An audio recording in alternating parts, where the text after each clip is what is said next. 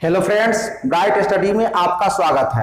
आज हम गोलीय दर्पण से संबंधित विभिन्न पद के बारे में जानेंगे, जैसा कि मैंने पिछले वीडियो में बताया था। तो चलिए जानते हैं। सबसे पहले समझते हैं। देखिए, आपको एक गोला लेना है, खोखला गोला लेना है। वो भी किस पदार्थ का बना होना चाहिए? कांच का बना होना चाहिए। तो कांच का एक खोखला गोला लेना है, ठीक है। और उसको क्या करना है, कुछ भाग उसका ले लेना है, जैसा कि यहाँ चित्र में दिखाया गया है। जैसे कि राइट साइड से कुछ इस तरह से इतना हिस्सा ले लीजिए और लेफ्ट साइड से कुछ इतना हिस्सा ले लीजिए, ठीक है। तो इतना हिस्सा जब हम ले लेंगे ये दोनों हिस्सा लेने के बाद वो क्या है, वो तो आपका क्या है, कांच का है, ठीक है। तो इसको क्या करना है कि किसी भी एक सतह को, क्योंकि इसके दो सतह होंगे, एक बाहरी सतह एक भीतरी सतह, तो कोई एक सतह को आपको क्या करना है, चांदी या पारे का पॉलिश कर देना है या लेप कर देना है। उसके बाद लॉ ऑक्साइड से उसको पेंट कर देना है। ये बात हमने पिछले वीडियो में बताया था। तो यहाँ पे क्या किया गया है कि बाहरी भाग को, बाहरी सतह को क्या किया गया है कि कलई किया गया। कलई का मतलब यह है कि चांदी या पारे का लेप लगा के पॉलिश करके उसके ऊपर पेंट कर दिया जाना लॉ ऑक्साइड से, ताकि वो चांदी या पारे का जो लेप है, पॉलिश हुए खुरचे नहीं, अलग नहीं हो।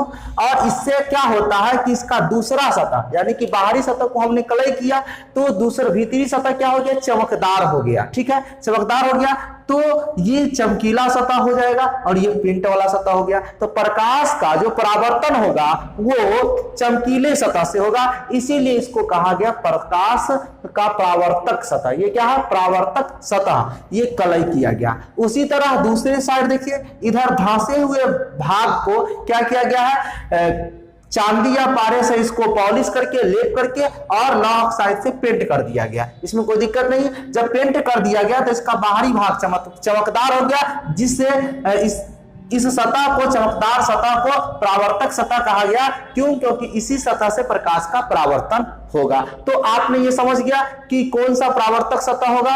तो जिधर हम कलई करेंगे उसका दूसरा साइड, विपरीत साइड जो होगा वो क्या हो जाएगा, वो परावर्तक सतह कहलाएगा। क्या कहलाएगा? परावर्तक सतह कहलाएगा। और ये जो दर्पण होगा, ये दो दर्पण बन जाएंगे। तो जब हम बाहरी सतह को कलई करेंगे तो भीतरी सतह हमारा परावर्तक सतह हो जाएगा, चमकदार हो जाएगा। तो इस प्रकार जो बने दर्पण होंगे वो हमारा अवतल दर्पण कहलाएगा। और जब हम भीतरी सतह को कलई करेंगे तो बाहरी सतह हमारा चमकदार हो जाएगा। तो इस प्रकार बने दर्पण को हम क्या कहेंगे, उत्तल दर्पण कहेंगे, ठीक है। क्या कहेंगे? उत्तल दर्पण कहेंगे। तो क्या हुआ कि एक कांच के खोखले गोले का जो भाग होता है उसको हम दर्पण कहते हैं, और उसमें उत्तल दर्पण एक अवतल दर्पण हो जाएगा, उसको जिस हिसाब से कलई करेंगे उसके अनुसार, ठीक है। अब इसमें विभिन्न पद को समझना है। तो इसके लिए क्या होता है, देखिए ये खोखला गोला है, इसके एक बीचों बीच है ना, केंद्र से होकर खोखला गोला का कुछ ना कुछ बीच वाला जो हिस्सा होगा उसको क्या कहेंगे, केंद्र, जो कि सी बिंदु मैंने अंकित किया है। तो इससे होकर एक लाइन खींचेंगे जो कि हमारा क्या कहलाएगा, प्रधान अक्ष कहलाएगा। क्या कहलाएगा? प्रधान अक्ष कहलाएगा।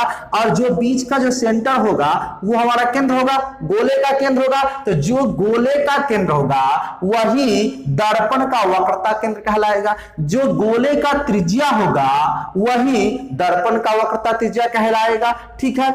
और जो इसके परिधि पर, यानी कि खोखले गोले के जो परिधि होंगे और उस पर यहां से यहां तक दर्पण वाला हिस्सा है, ठीक है। तो दर्पण के बीचों बीच वाला जो पॉइंट होगा यहाँ पे, इसको P पॉइंट से अंकित किया गया है, जो कि हमारा ध्रुव कहलाएगा। चाहे उत्तल दर्पण हो चाहे अवतल दर्पण हो, दोनों में ध्रुव कहलाएगा।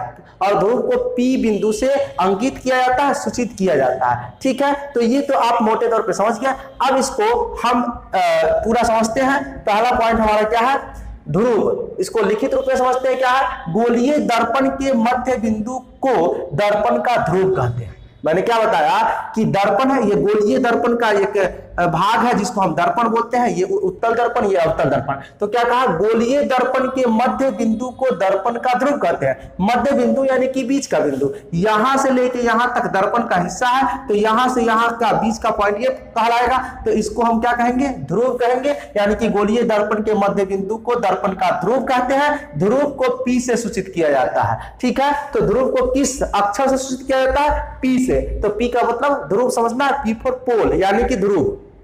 ठीक है, तो ध्रुव आप समझ गए। अब दूसरा क्या है, वक्रता केंद्र। तो वक्रता केंद्र किसी को कहेंगे, तो देखिए कहा हमने आपको बताया कि खोखले गोले का जो केंद्र होगा वही दर्पण का वक्रता केंद्र होगा। ठीक है, जैसा कि ये गोला है, इसका केंद्र क्या होगा, सी होगा, तो ये दर्पण का वक्रता केंद्र कहलाएगा। जैसा कि आप यहां देख सकते हैं, वक्रता केंद्र गोलीय दर्पण, जिस गोले का एक भाग होता है उस गोले की केंद्र को दर्पण का वक्रता केंद्र कहते हैं। मतलब ये हुआ कि खोखले गोले का जो केंद्र होगा वही केंद्र दर्पण का वक्रता केंद्र कहलाएगा। वक्रता केंद्र को सी से सूचित किया जाता है। यहां आप देखिए कि ये गोले का केंद्र है जिसे क्या कहा गया, वक्रता केंद्र, इसे सी बिंदु से अंकित किया गया है, इसमें कोई दिक्कत नहीं। नेक्स्ट है हमारा पॉइंट कि वक्रता त्रिज्या किसे कहते हैं। तो मैंने आपको पहले ही बता दिया है कि खोखले गोले की त्रिज्या को दर्पण का वक्रता त्रिज्या कहेंगे। वही बात यहां लिखा हुआ है, वक्रता त्रिज्या गोलीय दर्पण, जिस गोले का एक भाग होता है उस गोले के त्रिज्या को वक्रता त्रिज्या कहते हैं। वक्रता त्रिज्या को कैपिटल आर से सूचित किया जाता है। ठीक है, तो देखिए ये यहां से देखिए यहां तक क्या है, त्रिज्या है, उसी तरह इसमें यहां से यहां तक ये भी त्रिज्या होगा। मतलब त्रिज्या तो अनंत होती है, आपको पता भी है। तो जो त्रिज्या होगा खोखले गोले का जो त्रिज्या कहलाएगा वही क्या होगा, वक्रता त्रिज्या कहलाएगा, दर्पण का वक्रता त्रिज्या कहलाएगा, इसमें कोई दिक्कत नहीं। और वक्रता त्रिज्या को हम कैपिटल आर से सूचित करते हैं। किस अक्षर से सूचित करते हैं, कैपिटल आर से सूचित करते हैं।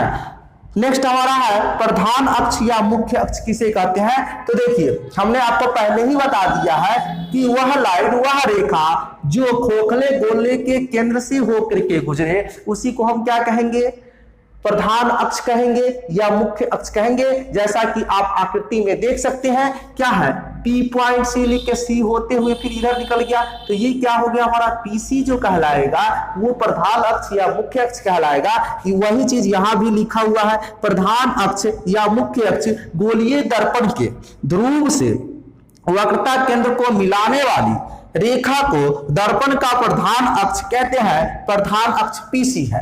इस आकृति में प्रधान अक्ष क्या है, पीसी है, क्योंकि केंद्र और प्रधान बिंदु यानी कि ध्रुव से जब मिलाएंगे आप तो वो क्या कहलाएगा, प्रधान अक्ष कहलाएगा।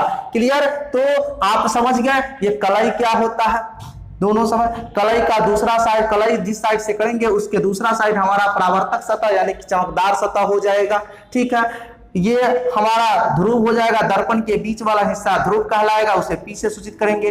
खोखले गोले के बीच वाला जो केंद्र होगा उस केंद्र को हम वक्रता केंद्र कहेंगे। खोखले गोले की जो त्रिज्या होगा वही वक्रता त्रिज्या कहलाएगा।